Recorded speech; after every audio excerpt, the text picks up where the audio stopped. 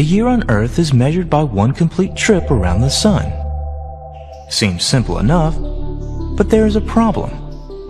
The Earth doesn't travel in a path around the Sun that returns to its starting point.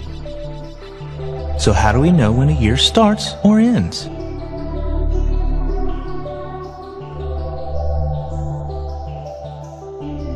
Well, one way, called a sidereal year, measures our orbit against the distant stars. As viewed from the Earth, our orbit causes the Sun to appear to move through the constellations of the zodiac on a path called the ecliptic. And when the Sun returns to its starting point, a sidereal year has passed. This motion is difficult to observe directly because the stars cannot be seen when the Sun is in the sky.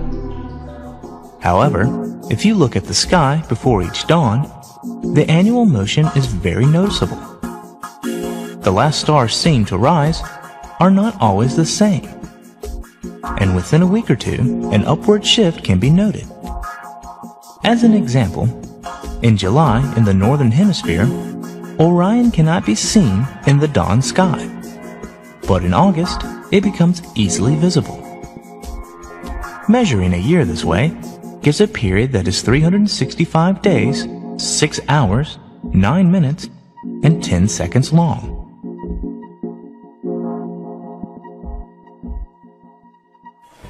Another possibility is to measure the year against the passing of the seasons. Because of the tilt of the Earth on its axis, the position of the Sun in the sky changes from day to day throughout the year. If we were to take a picture of the Sun at noon regularly throughout the year, we would see the Sun moving on this path called an analemma. On the days in its orbit when the Earth is at a maximum tilt towards or away from the Sun, the length of the daylight is at a maximum or a minimum. These days are called solstices. Sun, the day and night are equal in length.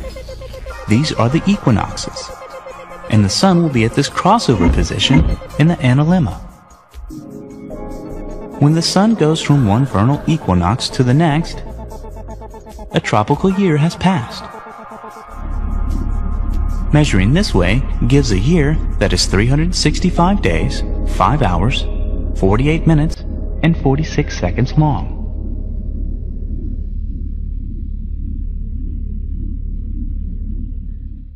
The length of a year on Earth is affected by several gradual and cyclical changes in its orbit and its tilt.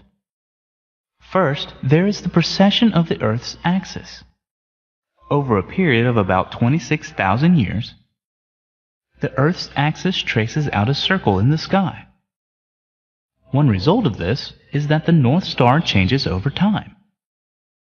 Right now, the Earth's axis points towards Polaris. 5,000 years ago, the axis pointed to a star in the constellation Draco. And 12,000 years ago, the brilliant star Vega was the pole star. And because of the 26,000-year cycle, Vega will be the pole star again in 14,000 years. The precession of the equinoxes is caused primarily by gravitational forces of the Sun and the Moon acting on the Earth.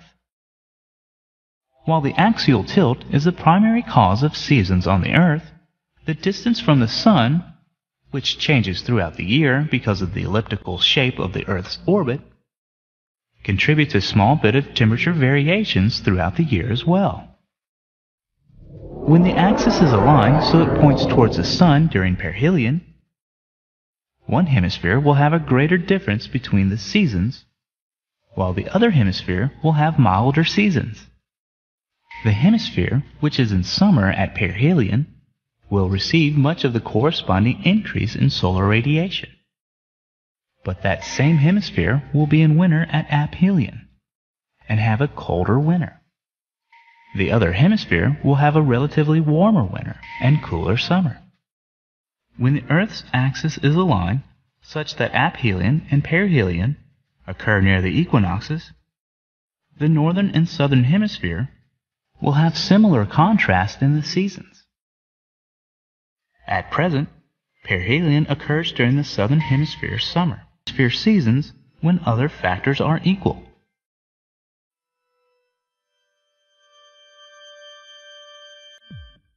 In addition, the gravitational effects of other planets cause the ellipse of our orbit to slowly spin around the Sun. It takes about 112,000 years for the ellipse to revolve once, relative to fixed stars.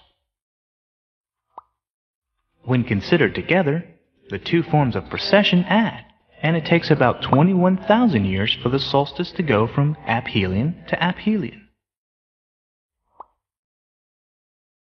The dates of the perihelion and the aphelion advance each year on this cycle, an average of 1 day per 58 years. The eccentricity of the Earth's orbit is a measure of how round or how oval the orbit's shape is. Over thousands of years, the eccentricity of the Earth's orbit varies as a result of gravitational attractions among the planets, primarily Jupiter and Saturn. The orbital eccentricity cycles with a period of roughly 100,000 years. As the eccentricity of the orbit evolves, the semi-major axis of the orbital ellipse remains unchanged, so the length of the sidereal year remains unchanged. As the Earth travels in its orbit, the duration of seasons depends on the eccentricity of the orbit. When the orbital eccentricity is extreme, the seasons that occur on the far side of the orbit are substantially longer in duration. In addition to axial precession, there's the axial tilt, the angle the Earth's rotational axis makes with its orbital plane. It is currently about 23.4 degrees and is declining. This tilt varies from 22.1 degrees to 24.5 degrees. It makes one complete tilt and back every 41,000 years. This change in tilt is directly related to ice ages on Earth. The last maximum tilt occurred in 8700 BC, and the next minimum tilt will happen in 11,800 AD. The inclination of Earth's orbit drifts up and down relative to the present orbit, with the cycle having a period of about 70,000 years. And the orbit also moves relative to the orbits of other planets as well. By calculating the plane of unchanged total angular momentum of the solar system, we can define the orbital plane called the invariable plane. It is approximately the orbital plane of Jupiter. The inclination of the Earth's orbit has a 100,000-year cycle.